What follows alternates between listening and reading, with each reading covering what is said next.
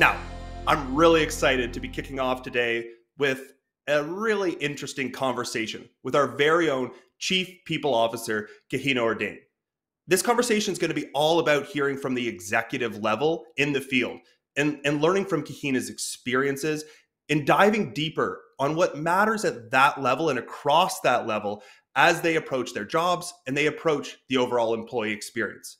So without further ado, I'm excited to welcome to the stage, Kahina. Hey, Kahina.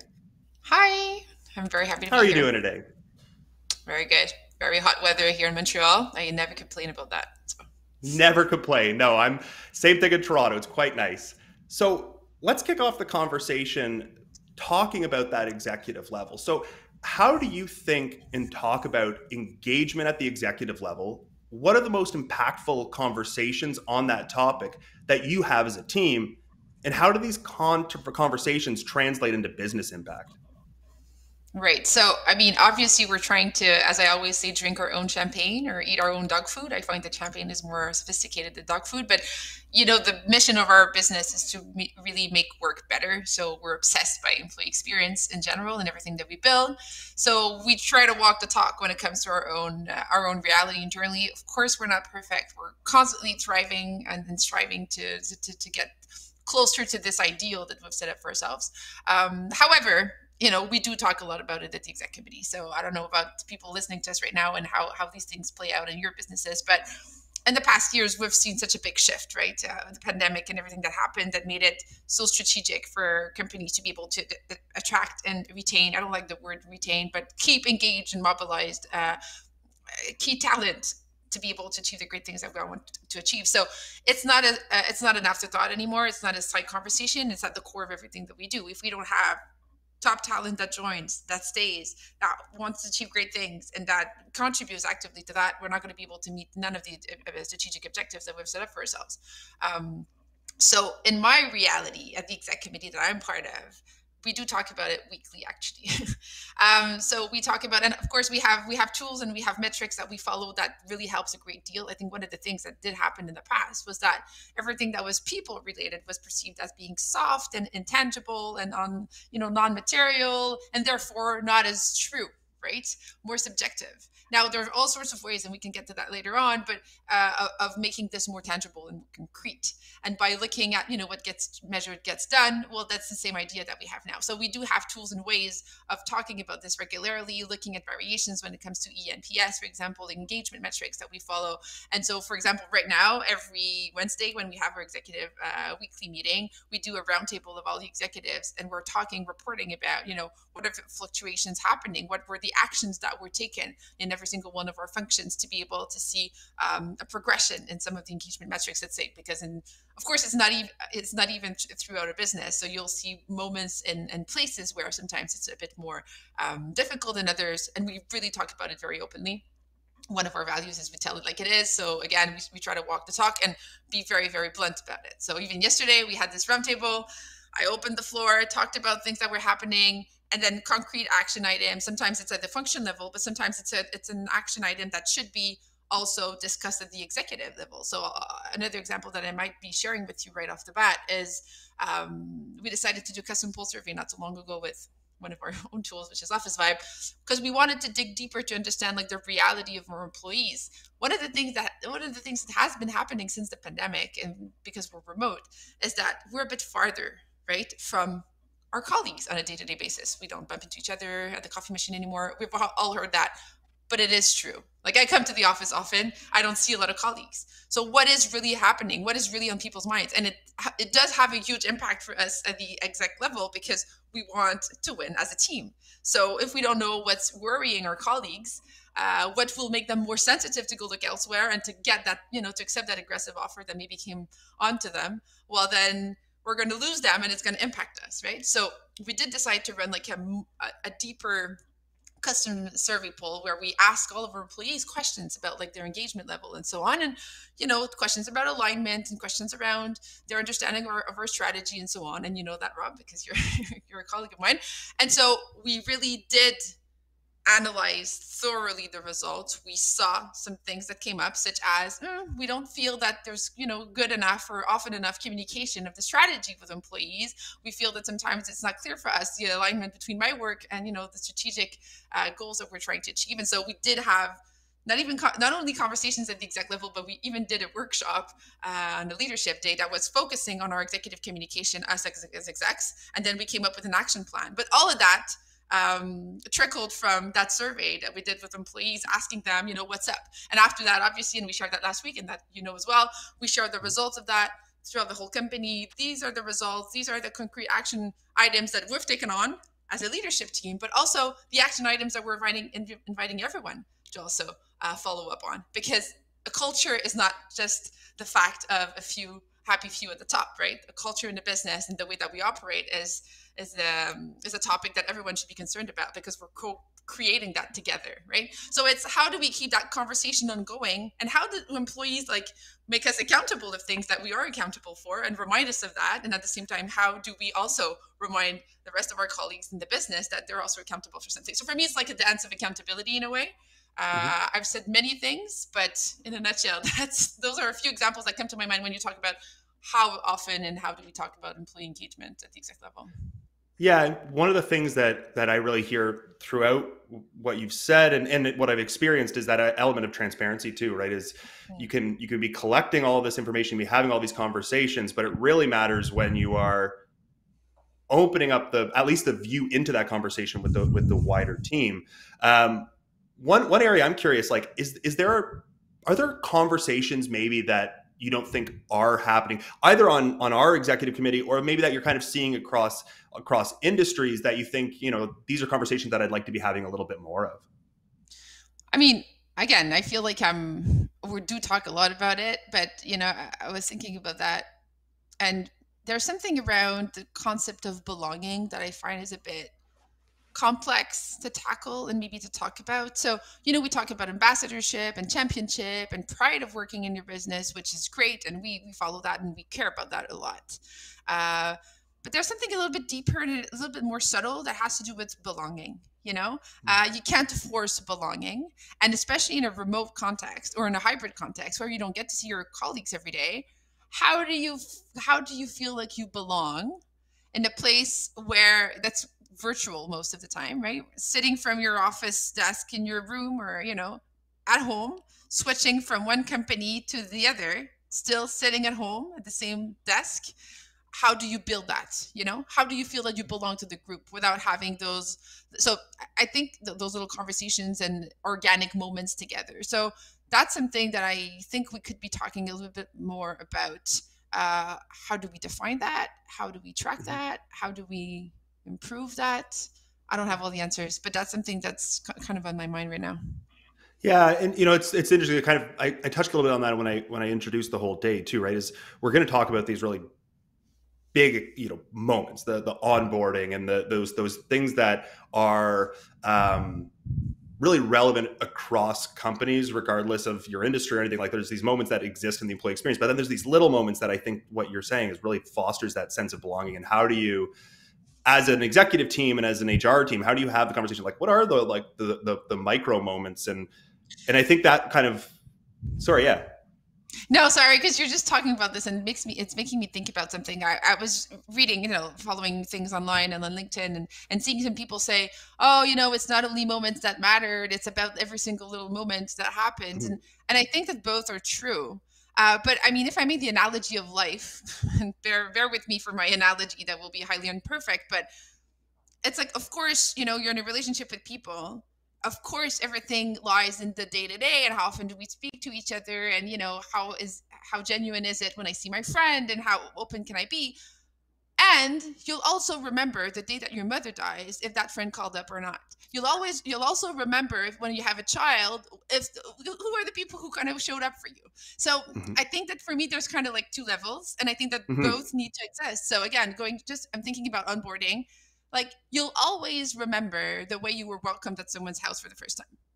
you don't forget that. There's something very emotional about it. So even if you can like make up to it afterwards and like, yeah, you remember the first day where people, it's like going to get someone at the airport. Like, you've traveled for a long time. It's like, did the people come on time or not? Like, it matters to you. You had a red eye flight, you're tired, you were landing in the place that you don't know.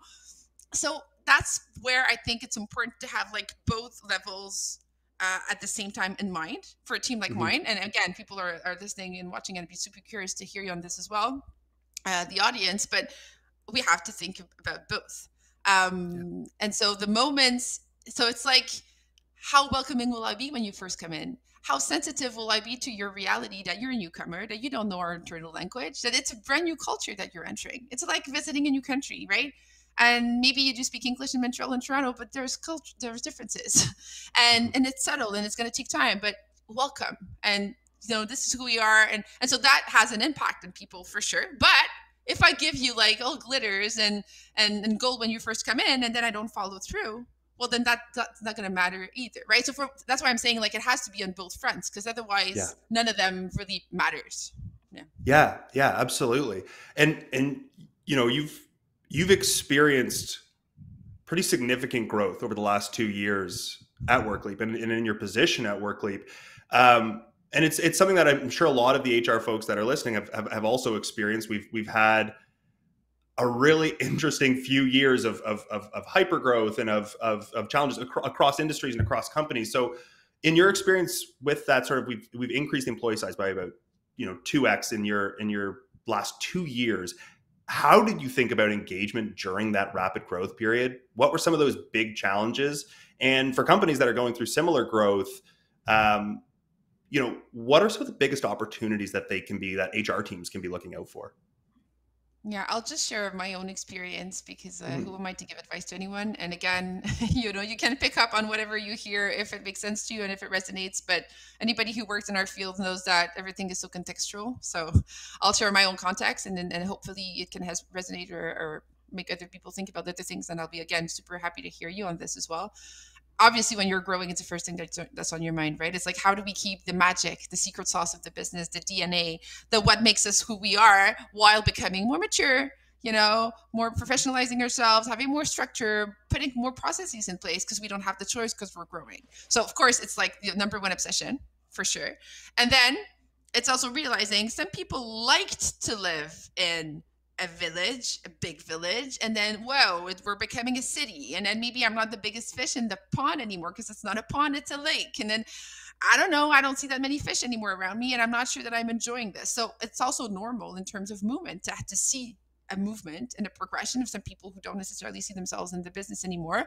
Some take a while to kind of figure that out because, well, it's still the same place and it's still the same office and it's still the same brand, or sometimes it's not. We did change our brand in the past year, but we had grown before that. Like we did the 2x before we changed the brand. So it could be a bit confusing, I think, for an employee to kind of realize, oh wow, it's changing now. Do I want to renew my vows? I guess, right? Am I sticking around? I'm making a lot of analogies on life here, but I think that, I mean, for me, it's life. That's what it is. Like an Yeah. organization is a living organism, and that's what we're experiencing. And we're a micro society, right? In a business.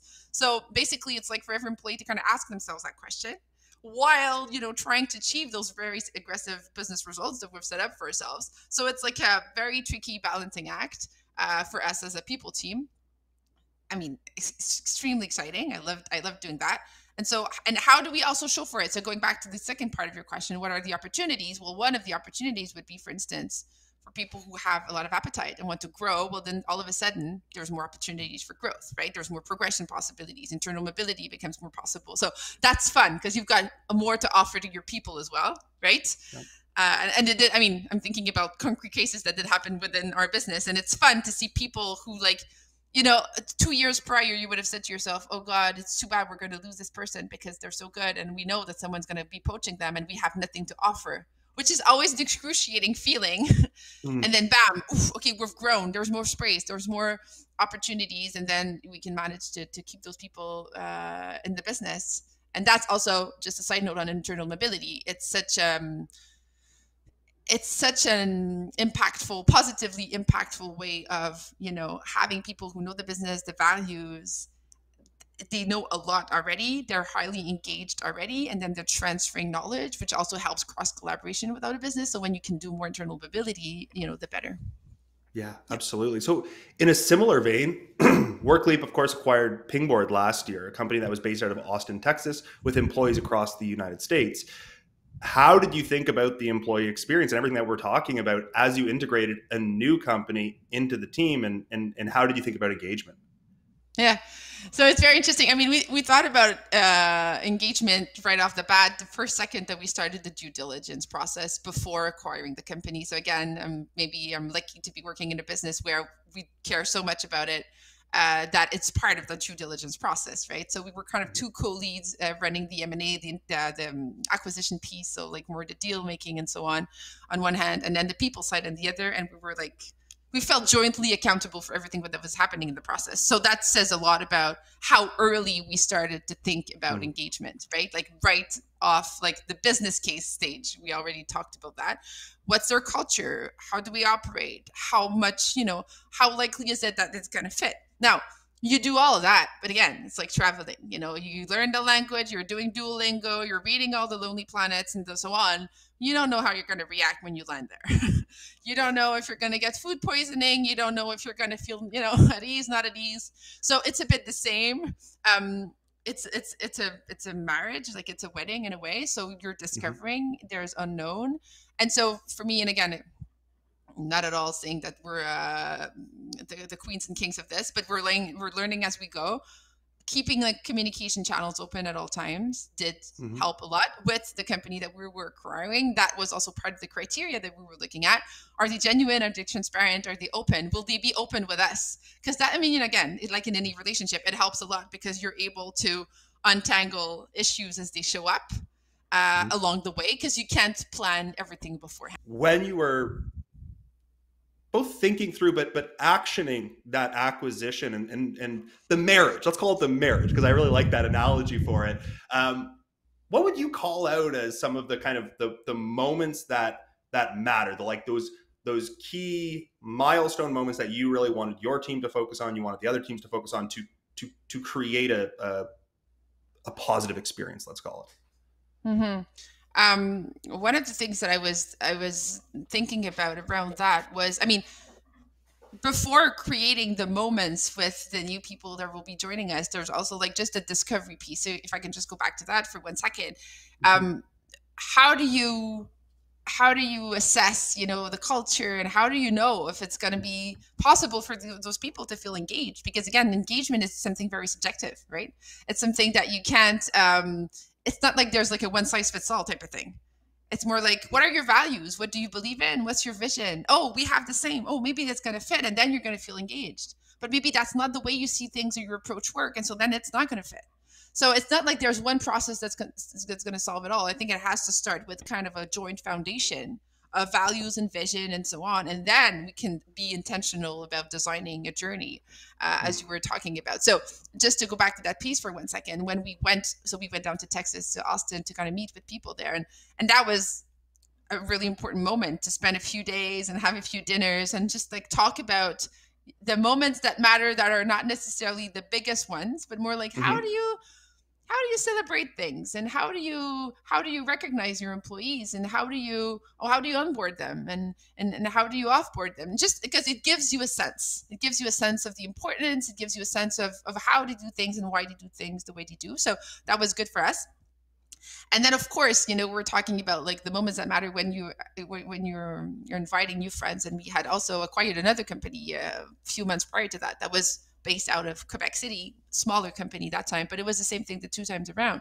It was, how do we make them feel at home? And I Mm. mean, especially with a company in Texas, like they're not even in the same country as us. We were lucky enough that we do gatherings twice a year with all of our employees, so they were able to kind of be flown in a few months in to be able to meet with all of their colleagues, and they got the full Canadian experience because it was a snowstorm in April, so it was perfect, right? Remember, so that was good.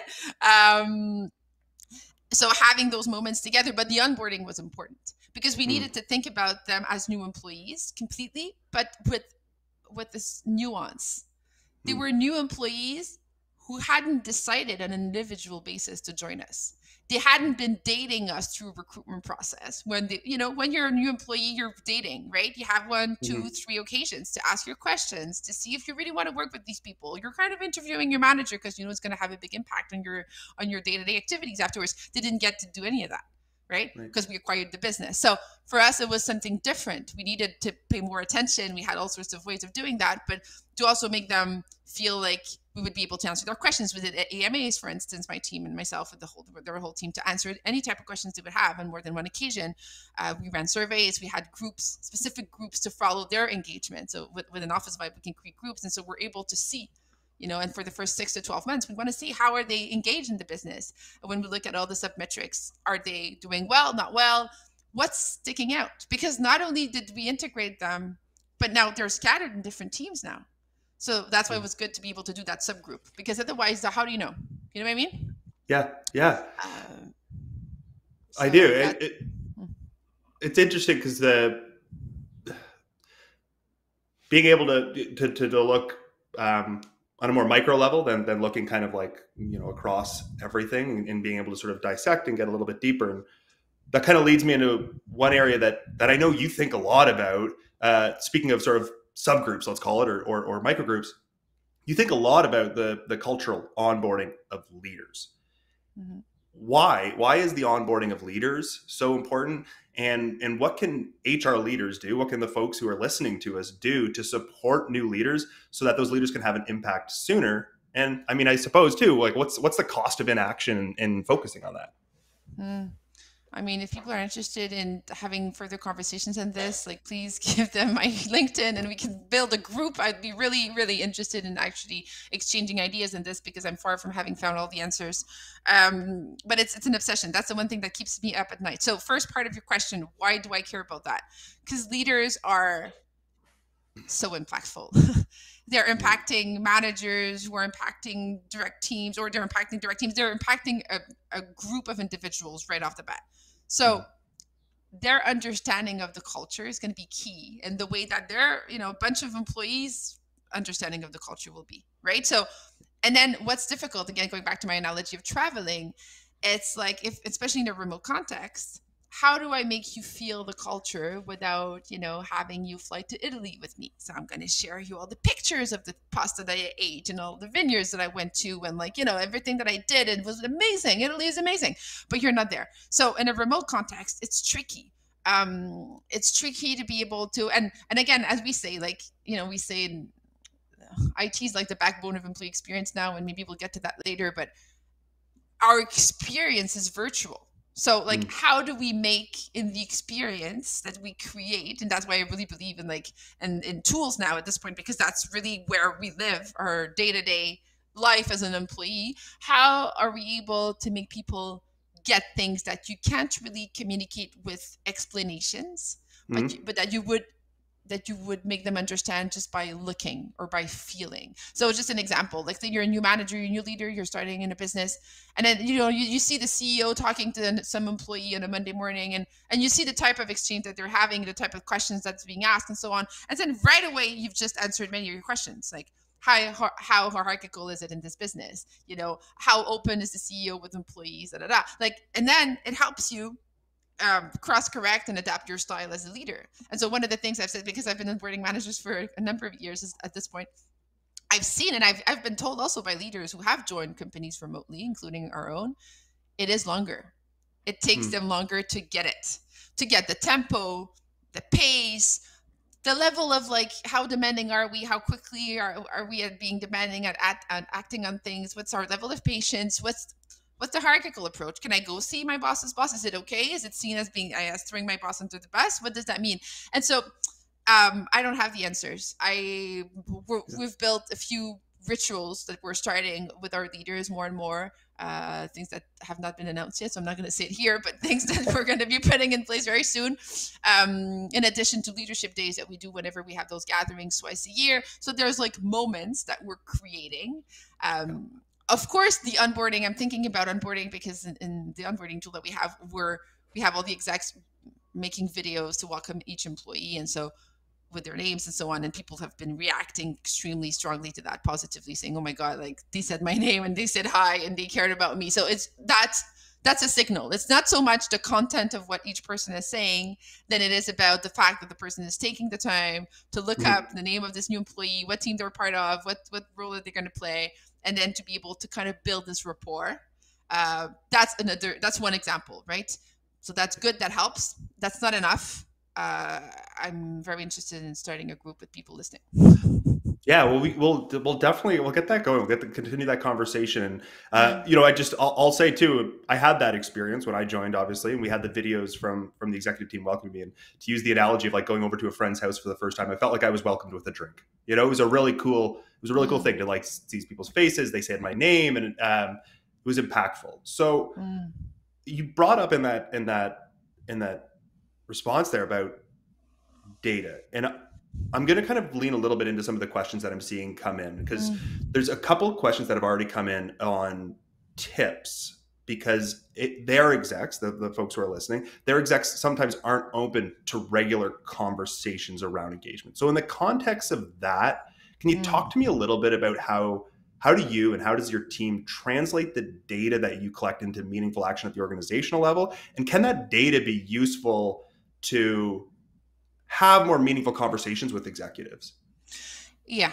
I mean, as I said before, everything that gets measured gets done, but it's also that when it gets measured, it kind of exists, right? Hmm. So what happens in my, I don't know if I can say recommendation, but one thing that we're doing that works well is that every month in our monthly reporting at the exec committee, I report on quantitative data, right? And so we're also in a world where quantitative data gets a lot of attention, and we feel that it's more true and it's more real because it's there and it's more objective, Mm-hmm. or perceived as such at least. So that's what we do. So again, we have Office Vibe where we have quantitative data. We also have the qualitative, which is absolutely necessary because it gives color and Mm-hmm. context to the quantitative, and we absolutely need both. But I'm able to say, oh, the ENPS has dropped. We're looking at the overall engagement metrics. That's the score. So out of 10, we're able to really track fluctuations, movements. We're able to associate that with moments in time. Oh, ever since we acquired the company, we've seen this change in that department about this, and we have the numbers to show for it. So it's become part of the conversation monthly for me at the exec committee, just because as much as my other colleagues from finance are reporting on financial targets and P&Ls and, the expenses for the month, I'm reporting on not only, of course, turnover rate and, of course, a time to hire, time to fill from a recruitment standpoint, but also an engagement with very quantitative and clear data. So that opens up the conversation constantly. That's a trigger for conversation openers. So it's not like I have to force an agenda. Mm-hmm. It the data speaks for itself, and then it opens the conversation right away. So it is extremely helpful, and then the more you do it, the more it becomes just part of the day to day. Like, I mean, with the president and of the business and I, and we work really closely together, we're constantly slacking each other on that data, as much as he's slacking the head of product on, or head of sales on other data. Like, that's a conversation that's ongoing, so that's helping a lot. And we have 10 submetrics, and then each submetric has like different questions, so we can also track per question the number, like the percentage of highly unfavorable, favorable, and so on. So we're able to also see within a submetric, where does it lie, what's the problem, and then we can create all sorts of subgroups by tenure. Employees who've been with us for less than 12 months, da da da. So anyway, it's an extremely helpful tool, especially in a remote context. So that's Yeah, one thing and for sure. it was interesting. So we recently released that employee engagement benchmark report too, and that's, I think, hopefully it's going to be helpful for folks too, to just have a deeper understanding of kind of some of those metric points and those data points, to have relative conversations, to say, okay, like other folks in our industry maybe are at this area, or across the board. Yeah. It's very Yeah. similar in marketing. It's leading and lagging indicators, and then there's your sort of your business impact metrics, which is that the retention rates and those bigger things. But it's, if you wait to get to that point versus thinking about those underlying data points that you can start collecting now to improve it, it's really valuable to have that. Another thing you brought up previously was IT, and IT is a part of the employee experience. And we, of course, spend a lot of time with, of course, on our ShareGate product. We spend a lot of time at WorkLeap thinking about IT as part of the overall employee experience. So, Kahina, you recently shared that connection,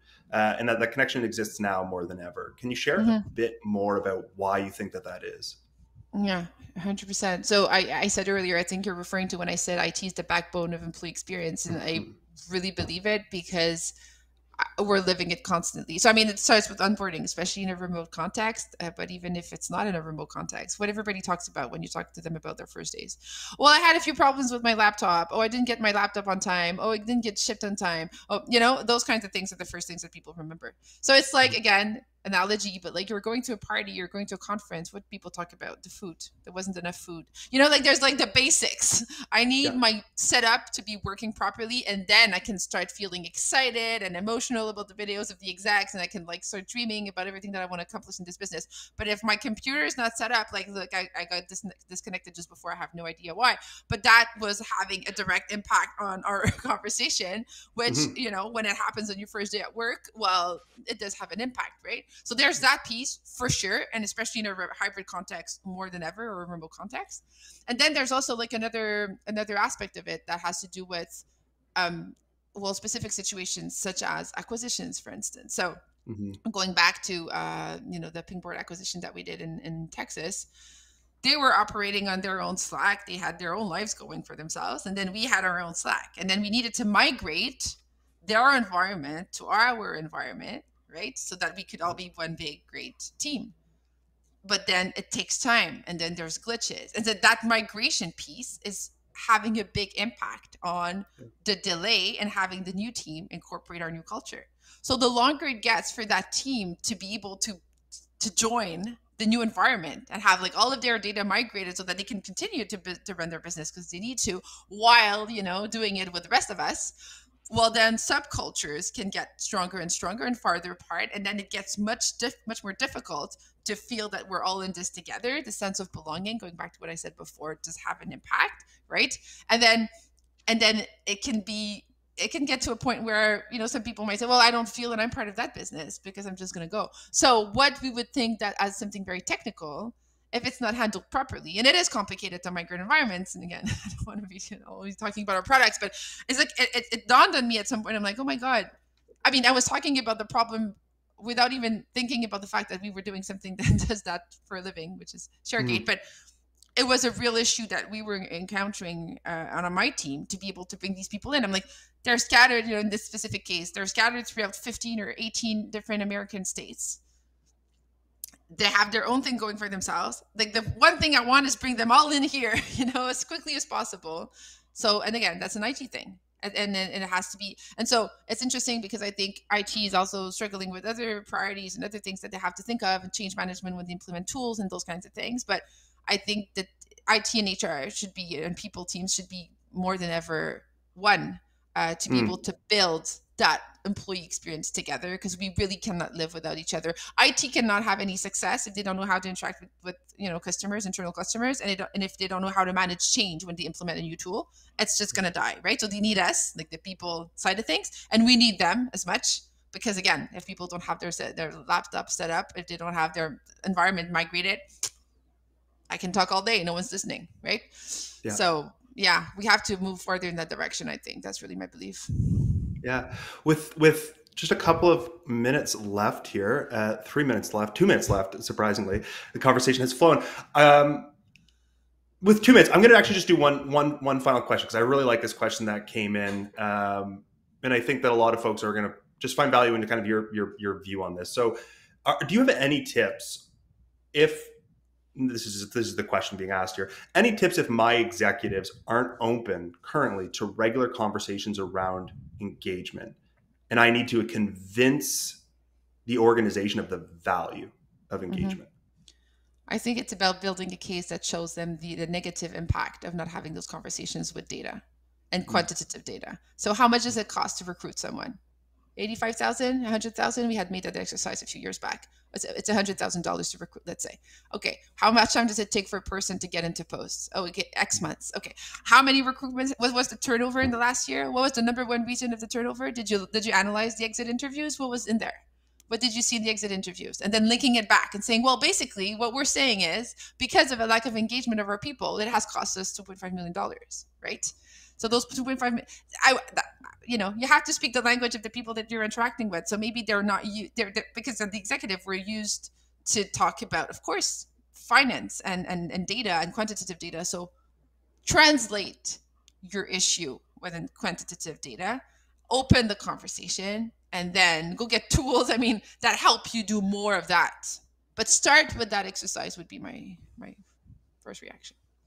I love that. So, last question then, and we'll call it at that. Is what for you has been WorkLeap's most successful engagement initiative that you've seen, and why do you think it was your most successful? That's a good one. I think I'm gonna have to talk about the gatherings, because when we I don't know, you've experienced the gathering, I Ron. have. Yeah.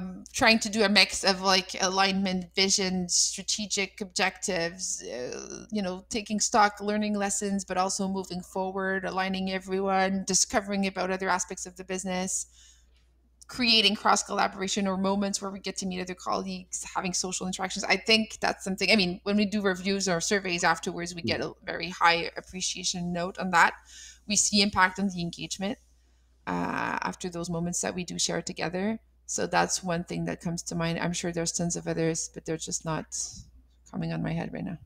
Yeah. Yeah. The gathering for me for that experience was, it was really meaningful. It was cool to come together, but it was very clear that there was a lot of thought that went into the agenda, like that there's this sort of flowing narrative throughout that is meant to bind folks together and common purpose.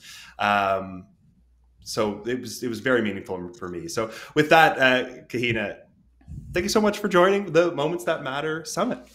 Thank you, and I hope everyone has a good day listening and interacting with the colleagues of ours, and let's keep the conversation going. I'm really honest. I think that the world is tackling such complex problems that we need collective intelligence to tackle them together. So I'm very open. Reach out on LinkedIn, and we can continue the conversation. Thanks.